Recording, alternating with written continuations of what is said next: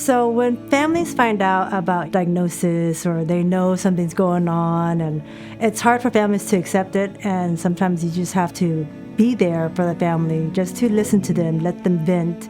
It's not the end. It's another door opening for them. So we actually found out week 20 of the pregnancy in the ultrasound.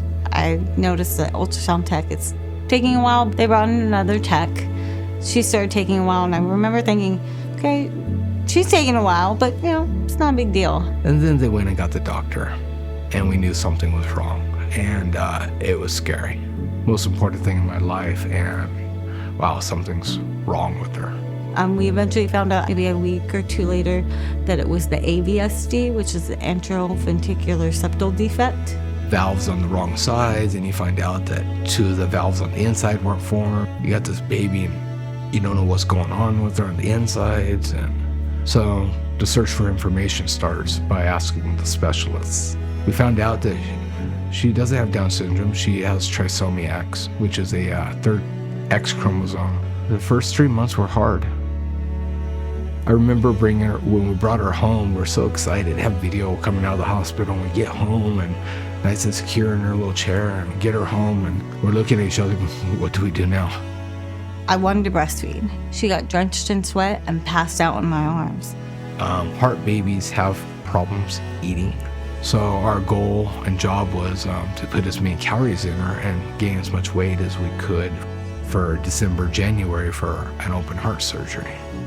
We were just surviving every day by day, And then we got into EPU and started getting her caught up on her skill sets. Because first year, she was in a bed most of the time. I started with her when she was 10 months old, and she wasn't sitting upright yet. She wasn't crawling. She didn't have any words, but she was very engaging. She loved people. She always smiled at me when I came in the door, and she was always ready to play. We were told that she wouldn't be fully bottle fed till she was at least 2 years old. Working with Marley, working with Maria, and all the kind people here, she's been able to build confidence and a want to use a bottle, and now a want to eat. We got her in daycare. She sits at a table now and eats 2 meals a day plus snacks. So I believe that EPU has been essential to us in getting her to where she's at now.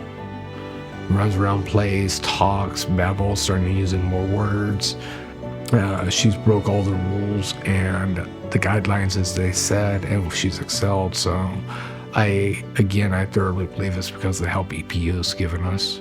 Working with Monroe and families, it's a happy feeling because you see the smallest little milestone, and it's so happy because you work so hard with the family to meet that, and when they do, it's full of excitement. I think we were able to get the early intervention at the right time, and the warm atmosphere of when you walk in. Like, Trish in the front is one of her best friends. From the moment we walk in, she has those connections and she feels that safety.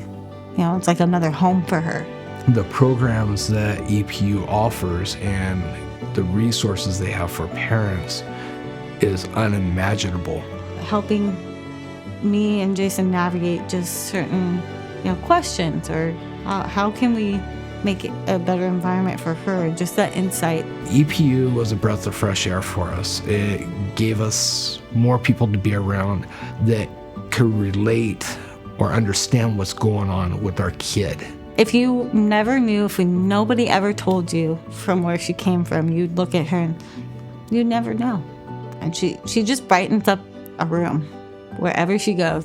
Thank you so much for getting my daughter caught up and on track. How do you pay that back? You don't. You just kind of play it forward.